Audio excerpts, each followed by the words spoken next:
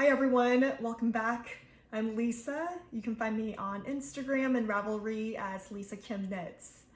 Today I'm going to talk about my 10th Valentine advent from Nest Fiber Studios. And this week's fiber was merino, rose, and silk. So rose, right? How special. I didn't particularly notice any difference in the fiber when I drafted. No major difference in texture or the feel of the final product. It's just really cool that it exists inside the fiber. Of course, with silk, there's a lot of shine to it, so that I noticed. But otherwise, it was really easy to draft, easy to spin up, and I am really happy with this knitted swatch. So as you can see brilliant reds, pinks, there's some aqua in there, and purple. The way I spun it up was using two different flyers. Woo!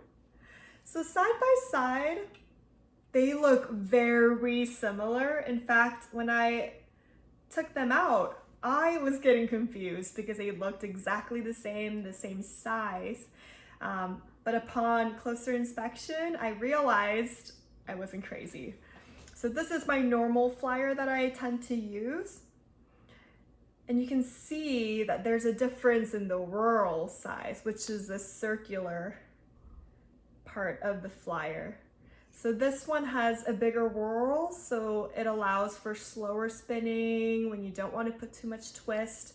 But I believe this flyer is mostly for lace knitting or when you want to do really fast type of spinning to spin something very thin. So I just wanted to try a 3-ply on the faster flyer.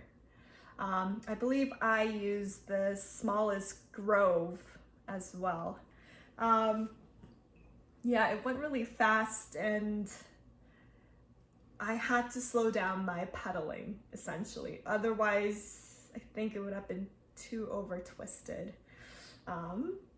So lots of good stuff here. Let me look at my notes. This was again, 3-ply using the smaller flyer. I did a worsted draft on it and I ended up getting 40 yards and spinning up fingering to sports weight, which makes sense to me. I had 14 wraps per inch. And yeah, I just split up the fiber exactly in 3. It looks really great. My goodness.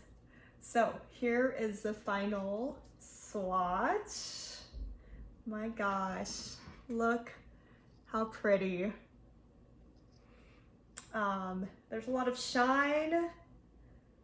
What I love the most, it was a traditional 3-ply, but I thought the aqua really mixed in with with the other pinks and reds. And what a beautiful swatch. It makes sense for this big red chunk here. I think it's from the middle of the fiber. So that makes sense to me.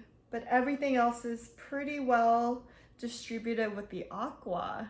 So it produces beautiful, beautiful swatch.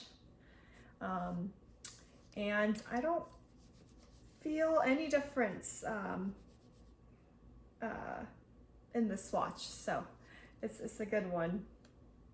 All right. Thanks everybody for being here. We have just a few more to go. And I really love this project and hope to see you next time. All right, bye.